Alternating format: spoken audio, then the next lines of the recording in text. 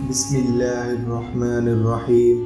السلام علیکم دوستو، آج کا ہمارا موضوع ہے حضرت بلال حبشی رضی اللہ تعالی عنہ کا قبول اسلام۔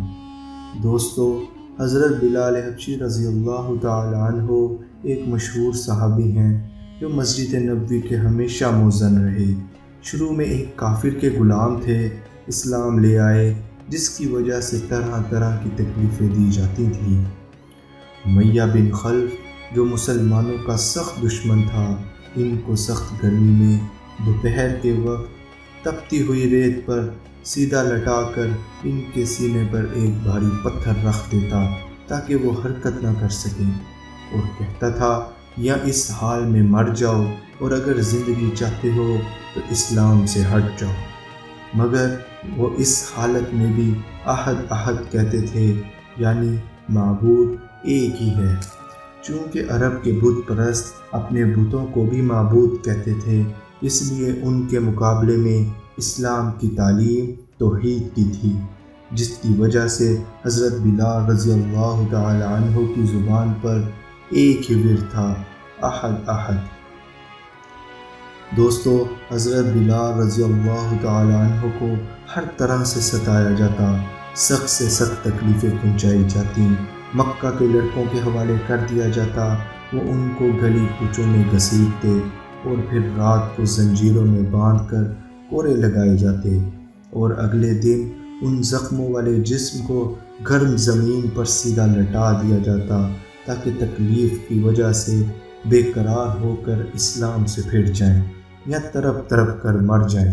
عذاب دینے والے اکتا جاتے، کبھی ابو جہل کا نمبر آتا، کبھی امیہ بن خلف کا، کبھی اوروں کا، اور ہر شخص اس کوشش میں ہوتا کہ وہ تکلیف دینے میں زور ختم کر دے۔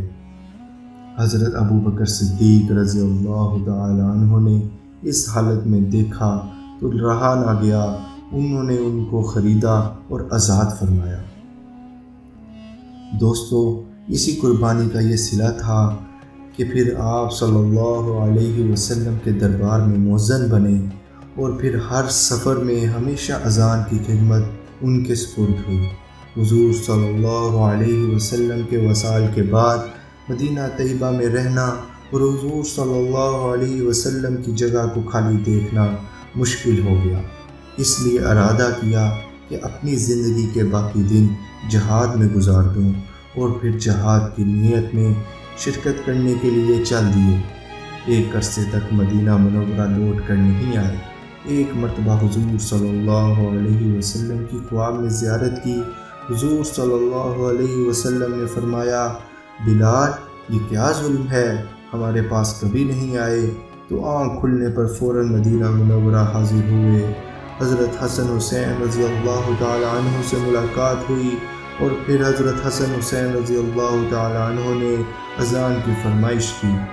لاڈلوں کی فرمائش ایسی نہیں تھی کہ انکار کی گنجائش ہوتی، تو پھر حضرت بلال نے اذان کہنا شروع کی، اور مدینہ منورہ میں حضور صلی اللہ علیہ وسلم کے زمانے کی اذان جب لوگوں کے کانوں نے سنی تو کوہرام مچ گیا، عورتیں تک روتی ہوئی گھروں سے نکل پڑیں۔